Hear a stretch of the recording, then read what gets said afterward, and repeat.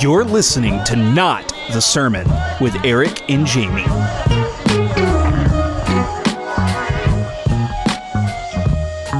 Well, it's not Eric and Jamie for this episode. It's going to be Eric and a special guest. But before we give the introduction, I want to let you guys know that we are in our summer series here at Not the Sermon, our summer short shorts, where we're giving you just a little taste of what you guys usually get throughout the year. And we tell some stories. We joke around. It's not your usual lineup. And I am back, baby. If you probably heard Jamie say, I've been on sabbatical, and we had some stuff pre-recorded, but this episode is coming to you fresh, just a few days before release. But not only is this episode fresh, but your boy is fresh. I just have a different countenance. My wife looks at me differently. My dog has been smiling at me. So it's pretty cool. But I am joined with a very special guest this morning. Some would say the inventor of Not the Sermon, Cynthia Bryan. Come on, give it up for Cynthia Bryan. Woo, woo. Oh, there we go. Got to give you a button. Boom. I feel like I have finally arrived. You're here. I'm here. This is amazing. You went from listening to your favorite podcasters in your car, dreaming of the day you'd get to meet them, to being on the podcast. For those of you guys that don't know, so Cynthia is the executive pastor, the head exec here at our church. And the podcast kind of started in your office. I have to say, like I was hearing Jamie and Eric, having this banter sitting in the chairs in my office or in the hall or down the hall. They're loud sometimes. Yeah, very loud. And just was like, people need to hear this. Yeah. Like, this is so much fun and so interesting and engaging. You used to do this thing. I remember so what would generally happen is like the end of the day, it's like, I guess our version of like water cooler talk. We would just all somehow find ourselves in your office. And then either me or Jamie would say something theologically egregious, and then the other one would protest, and then we'd go back and forth. And then you would say something like, if I just had a red button I could push Yes. to record this. And that was kind of the initial stages of Not the Sermon. And you actually had a podcast too. You mind sharing about that? Maybe send some listeners over there. Sure. It was called Revival in My City. Yeah. And I'm super passionate about revival history, and what we can do now to open the way for revival to come. And by revival, I mean like awakening, transformation of a city. Yeah. And so I got to interview people, and it was a lot of fun. Yeah, it was a cool podcast. It's still available on Spotify, Apple, and all that. Okay. I think so. You think so? I have to make sure I'm still making the monthly Still making payment. the payments on it. But if it's still available, it's Revival in My City Yes. by Cynthia Bryan. You can check that out. So that's cool. So I brought you on for a couple different reasons. Number one, because the podcast was sort of formed in your office, and I figured it'd be appropriate to bring you on and let the listeners hear. You're also sort of our editor as well. So if me and Jamie have a particularly questionable podcast, we will run some clips by you, and you give us the thumbs up or the thumbs down. You usually give us the thumbs up, though. I'm honestly shocked sometimes at what you'll allow. So if you've ever been offended by something that we've said, blame Cynthia. She's the one she's the gatekeeper on that. Now, they haven't passed everything by me. I have to say that. Some things we knew she was going to thumbs down, and so we just let it ride anyways. Sometimes that's what you got to do in showbiz. You just got to let it loose. No, so you started here at VFC just a year before I did. Is that correct? Yes. That's Yeah. awesome. Sweet. And then I came on board. Rumor is you didn't want me, but somehow I think Jamie pushed it through. You were pretty questionable at the time. I think I'm still questionable. But I brought her on specifically because I wanted to talk about the stuff that went on during my sabbatical. And as someone who has also traveled Europe pretty thoroughly, I figured you'd have some cool commentary on that. And this is also going to keep me from repeating myself a million times over the next few weeks. We're like, oh my God, where'd you go? Yesterday was tough. Yesterday was my first day back. And by the end of the day, I had a script for what I did on my sabbatical. But just for you, so you guys know, I spent a week in Kentucky, was having fun in Kentucky, had a little conference there with some friends. And then I spent a lot of time at home with the family, spent some time down at the beach. That was probably my favorite aspect of it. It's just like we literally moved to the beach. Like we took our dogs, like our food, everything. We were so at home in the beach, I had to buy new tires for my wife's car at the beach. It was just like, might as well do it. We're here, we're home now. And then again, spent some more time at home doing some little projects, and then went to Switzerland for a week.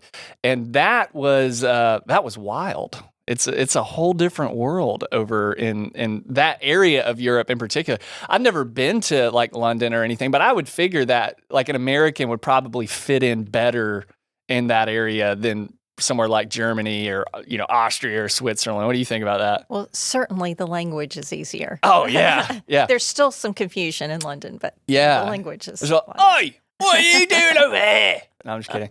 I've learned that there are like so many different accents just in like the UK area, and they all hate each other for some reason.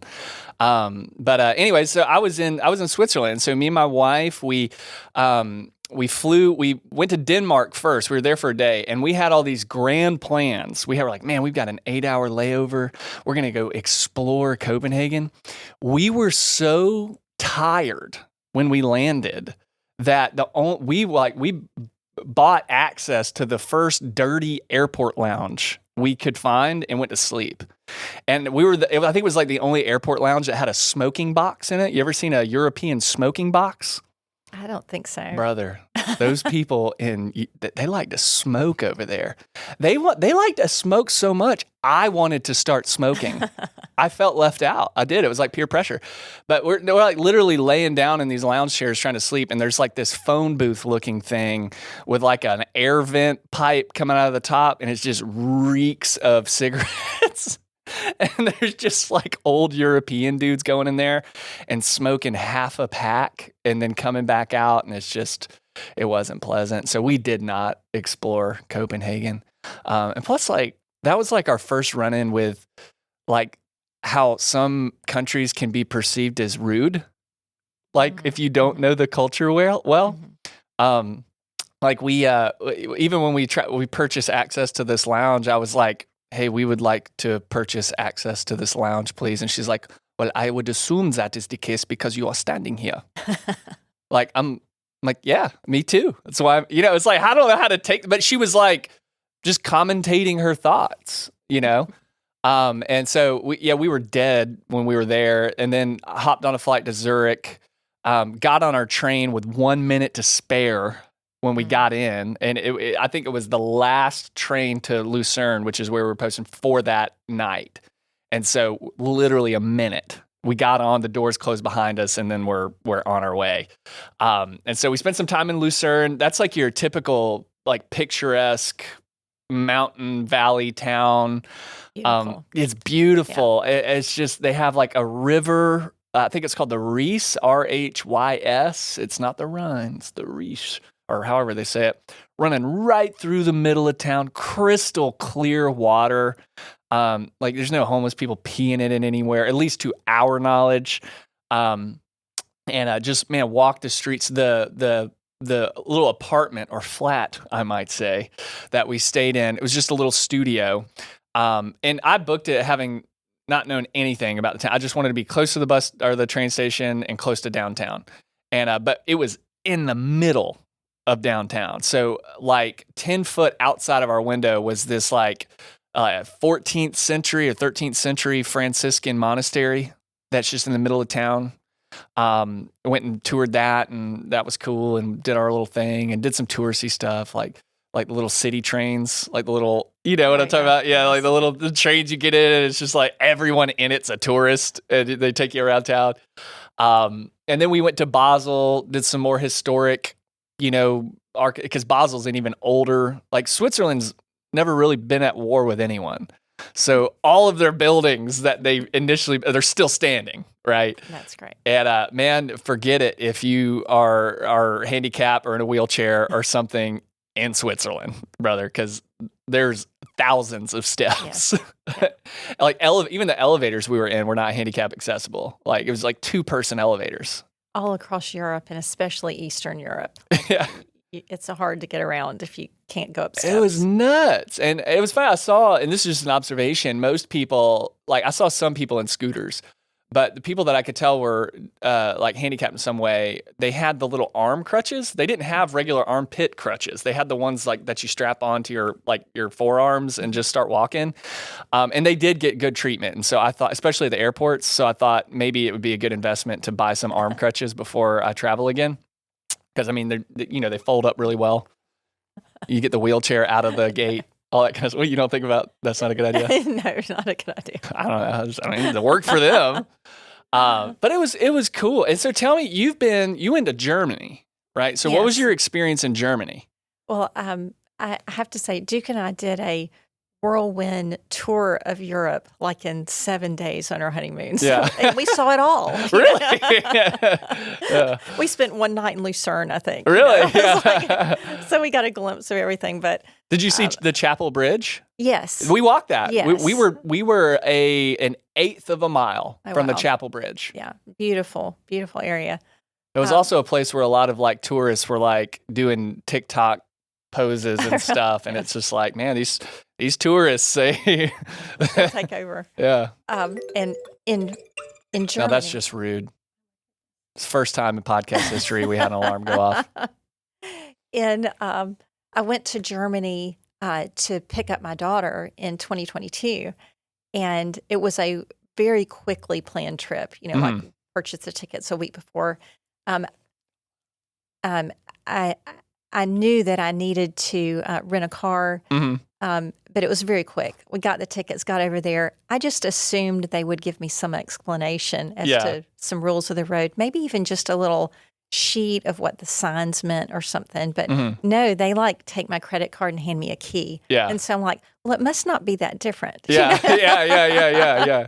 So I get out on the road and Was it a stick shift vehicle? It was stick shift. So you drove stick? I did. Oh, wow. It had been years. Yeah. But it came back. It was actually Came kind back of fun. riding a bike. Yeah. All the roundabouts, Yeah. But those road signs were super confusing. Yeah. And the word for exit was a little bit confusing. Asphalt. Too. Yes. Yeah, just for those of you, I didn't just say a cuss word, but literally the word for exit is asphalt. Yes. And so if you're an American, you can giggle every time you need to exit somewhere. And so anyway, I'm sure that I got a ticket. It never found me, but I was not aware. So what part of Germany were you in when you were there? Were you in any like notable city, or was it you just landed in Hamburg? Hamburg? And then, Yeah, the home of hamburgers. and went to just some beautiful countryside. And Yeah. all. Very nice. It really is that area. So what I learned is like Switzerland, it doesn't have, at least to some degree, it has some of its own unique Swiss culture. But even the people that I talked to, it was just highly influenced by German culture, Austrian culture, or even like French and Italian culture, because it's kind of landlocked between those three countries.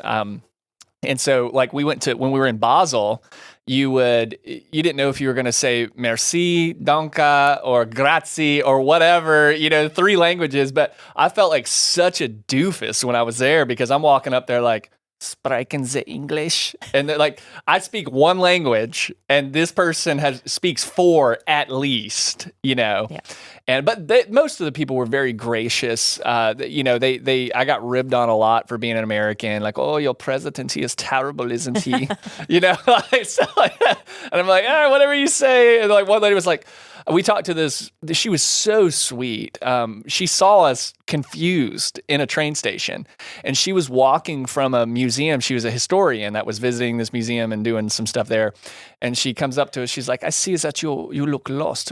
Can I help you?" And I was like, "Yeah, sure. This is what we're trying to do." And she's like, "Oh, you are Americans. Yes. Why don't you just fix your education system?" And I'm like, you know what? We never thought of that. Thank you for your insight. I'll be sure to pass that along to my local senator. But it was funny. She was an atheist. I told her I was a pastor and was visiting, and she knew so much about Protestant history. She was originally from Denmark, which she was like pro-Denmark. She's like the greatest country in the world. In fact, she said, she's like, we benefit greatly off the fatness of the Americans because apparently Ozempic is made by a Danish pharmaceutical company. And she's like, so we will take that tax money all day, baby. is what she said. So, but she was so sweet. And she told me, she said, if I were a Christian, I would be a Pentecostal.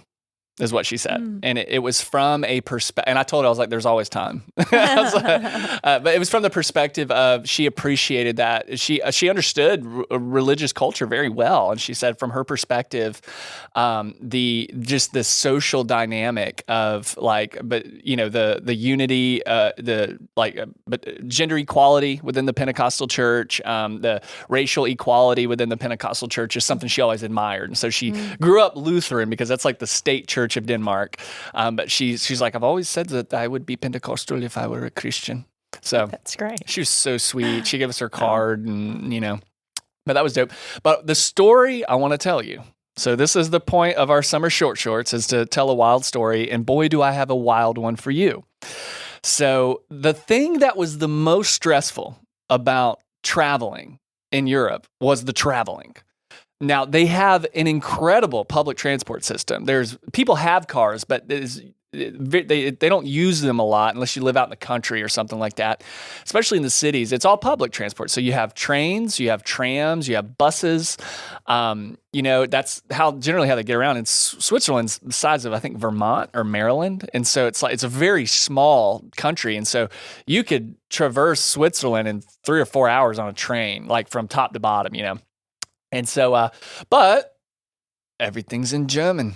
And not only German, Swiss German, which is different. And in fact, I was told when I was kind of talking with locals, I was like, should I, Swiss German, is it a worthy language to learn? They're like, no, it is not. You should just learn High German. We will understand you. They will understand you. But if you try to speak Swiss German, neither of us will understand you because it's very difficult. It's almost like the southeastern dialect in the United States. They have different words for different things, a slightly different accent. And so they just said, just go with the German, or the Deutsch, as I would say. And so, but everything's in German, and you're constantly having to take pictures of signs, and you learn a little bit while you're there. Like I knew that Asphalt was the exit if I was looking for an exit. But other than that, it's just a couple words. And so, especially on our travel days when we were traveling home, that was the hardest day because we had to take a train from Basel to Zurich, and then we had to get to Zurich airport on time, get checked in. Then we had to go to Denmark again, an hour and 20-minute layover, which was just enough time to get through customs and all that because they have the Schengen zone there. So is that how it's said? I have no idea how it's pronounced. I think it's Schengen. It sounds, I don't know, it's spelt funny too. But basically it means that their countries are so small that, from Switzerland to Sweden is considered a domestic flight. So you don't have to go through international. So since we were exiting the Schengen zone or whatever it's called, in Denmark, we had to go through customs. So it was just a stressful morning. We had to catch the earliest train, which was 5:30 in Basel. So we woke up at like 4 something, so we get packed and walk. And it's an hour and 20-minute train ride, hour and 30-minute train ride. So we get on, everything's good. I get my train station coffee, which is better than any coffee I could get anywhere. Everyone had an espresso machine. Yeah, pizza place, espresso. Cuban restaurant, espresso. It didn't matter. Cafes, everybody had espresso machines, and so they would make the Americano. So I get on there, I'm doing good, and we're 2 minutes from the Zurich airport. All of a sudden, train comes to a screeching halt. Luggage is flying everywhere. People are like looking up. What in the world? We're in a tunnel too, so it's dark. And I'm just like, well, that's not normal because we've ridden on trains this whole time and no one's ever slammed on the brakes. And so we're kind of not panicking, but we're like, we're still alive, so we must be fine. 30 minutes goes by. Like there's no announcement from any of the people on the train or the workers that were coming around checking tickets. And then finally, there's an announcement on the speakers and it's all in German. And so I'm turning around and I'm like, does anybody speak English that can tell me what's going on? And then the lady behind me, she says, yes, so it seems that there was I don't know the English word. It is when the rocks fall from the mountain. And I'm like, a landslide? So yes. So it seems that there was a landslide in front of the tunnel and we are stuck in the tunnel now and we are waiting to be rescued. And I'm like, what? And she said it so calm. And I'm like, this is the most organized emergency I've ever been a part of. And so we're all sitting around. Everybody's kind of, panicking, not for safety, because we're safe at this point, but more so everybody in my train car is catching a flight. Right. And catching an early flight, hence us all leaving at 5:30 in the morning. And so we're all sort of like, are we going to miss our flights? And we had left with about a 3-hour buffer. So we knew an hour and 20 minutes we were going to get to Zurich 2 hours early. It'd be enough time for us to do what we need to do. And then another hour goes by. And we're just sitting there, and then they're giving little updates, and they're just like, we are waiting for the firemen to come and to allow us to escape the tunnel. And we're sort of sitting around waiting for firemen. And I'll be honest with you, my biggest concern at that point was not the flight. It was the fact that I had already had my breakfast and morning coffee, and there was no restroom in my train car. Oh, no. And so I'm sitting here thinking, we might have to evacuate the train. But anyways, finally they come. So they send this little fire rescue train car down a service track next to the tunnel, because they all have little side service tracks, load us up into this little cattle cart thing. We're all just kind of standing, there's a little one bench in there. It gets filled up early. And we end up making our flight. So we get there with 40 minutes to spare. But it was wild. It was like a landslide on like 2 minutes from the airport. Did you see the landslide? No, we never saw it. They took us out the back of the tunnel and then connected us on a different train. They were telling us like we're rerouting a train to pick you guys up to get you to the airport. So we were worried because at that, I was looking up, we had travel insurance, so we would have been reimbursed partially but not enough. The flight tickets were $1,500. And at this day of, they're more. Yeah. And so, even if we had, I think our coverage was like $1,000 per person, we still would have had to come out of pocket. I was worried about that, because I was like, gosh, I want to be home now. I still have a 13-hour flight, so it was fun. That's but crazy. it was interesting. It was not what I expected, but the Swiss system was very efficient, and they efficiently saved us. So. Yes, they got you there. Have you ever had a missed flight or something like that in a foreign country? We were coming back from Hungary with a mission. We were coming back from Hungary with a mission trip. Oh no! And landed in Amsterdam, missed our flight. Yeah. And so you're supposed to get a voucher, stand in long lines, and finally somebody said you might as well just go get a hotel room, because they're going to be gone by the time you get up to the front to get a voucher. Yeah. And then get reimbursed. So we go to the airport hotels. The first one's full, the second one's full, and they say, well, go across the way to this other one. And we get over there. They have rooms. We're so thankful. We get into the rooms, but then we walk in the room. Yeah. And they are the tiniest, narrowest little. Didn't you say they were maybe 8 foot wide or something like that? It was the width of a bed. Because at the end of the room was the bed. Yeah. And a window over the bed. Yeah, yeah. But you can't get around the bed. Were these the ones that had the strange shower stalls that were Yes. completely see-through It or was something? the shower stall, the bathroom stall. It was like a beam me up Scotty tube. It was crazy. It was the Did y'all have weirdest people thing. sharing rooms? We did. We did. And so, couple of the ladies were like, well, I'm going to go down to the lobby while you Yeah. while you get ready for bed. And That's then funny. Yeah, that's always it's one of the things I noticed. I was traveling with my wife. It was her first time out of the country. And I'm not Mr. Travel the World. I literally went to India once. I feel like that counts for at least 3 or 4 European trips, because I've seen more of India than I've seen of the U.S. at this point with all traveling. But I know enough that when you're traveling, especially in a place you're unfamiliar with, everything you need to do, you need to be committed, even if it's the wrong thing. If you're not sure this is the right bus, get on it with confidence and then be wrong with confidence. Because to me, it's worse missing the right bus than getting on the wrong bus. That's just how I think about it. But my wife, I kept having to turn to her, and I was like, I need you on my hip. Because she would kind of lollygag behind a little bit. I'm like, no. We are hitting a connection. And I learned about Swiss train stations. They leave on the dot. So there was no, oh, we're going to do an extra 5 minutes for boarding. If it left at noon, as soon as that 00 hit, the doors were closing, it was taking off. And so I kept looking, I'm like, look, we've got 4 minutes to get from platform 2 to platform 16. So I need you on my hip. It's a traveling. I can only imagine traveling and being responsible for a whole group of people in a foreign country. And you're just like, I guess we just get a hotel at this point. And hopefully get a hotel. Yeah, hopefully we weren't get a even hotel. sure about that. Yeah, Yes. we got so lucky. So I have been catfished by I think like 2 of the last 3 Airbnbs I've used in the United States. I think I told that story on the podcast before, being in Orlando, having to listen to drug deals go down all night right outside of my window. And so like in Switzerland, I do Airbnbs again because hotels are $350 a night or more. And we're talking for like Holiday Inn quality. We're not even talking about something super nice. And so I find some like $150 a night Airbnbs. All of them were studio apartments, but they were all pretty nice. The one in Basel was like the area didn't seem like the nicest. It wasn't dangerous. It was just a more like commercial side of town. The room was nice. It was funny. We get in there and the only part they catfished us on was they showed this picture of all these awesome windows. Every window in Switzerland opens, right? Like in the US, we have windows for decoration that are like nailed shut. You need a window because they don't have AC.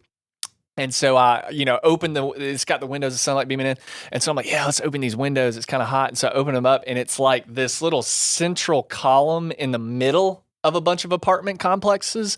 So when you open the window, you're like 6 foot away from someone else's window on all sides. And there's like this AC pipe or some heat pipe going down the middle of it. And I was like, well, that's a little disappointing, but we'll just shut the curtains and still get a good draft coming in.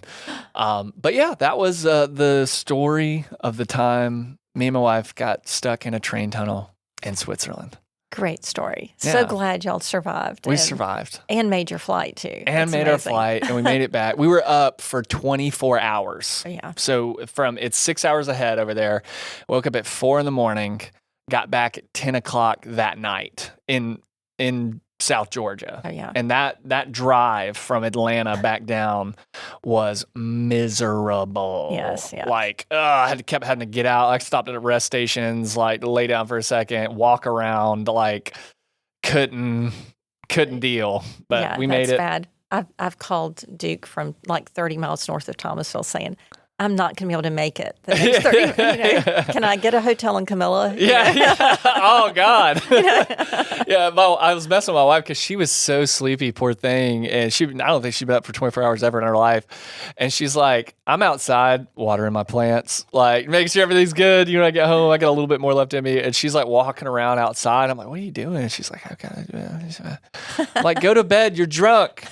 Just go to bed. Whatever you're doing, we'll take care of it in the morning. But I'm glad to be back, listeners. Again, we've got some more summer shorts coming your way. We've got some more episodes coming your way. I want to thank you guys so much for listening to Not the Sermon, and thank you so much, Cynthia, for guest hosting on this episode. How does it feel to be in this seat? It feels like I've entered into a holy space. It's like take your shoes off. We're in the glory portal right now. Yes. So you got to do the thing at the end. You know the thing that we do. Oh wait, what's the thing? Thank you for listening to Not the Sermon.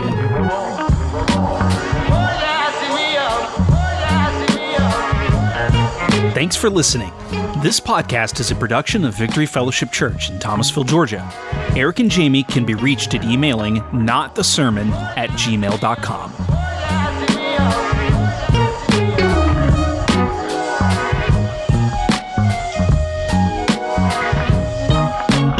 Father to the fatherless, defender of the little kids, gracious and compassionate, was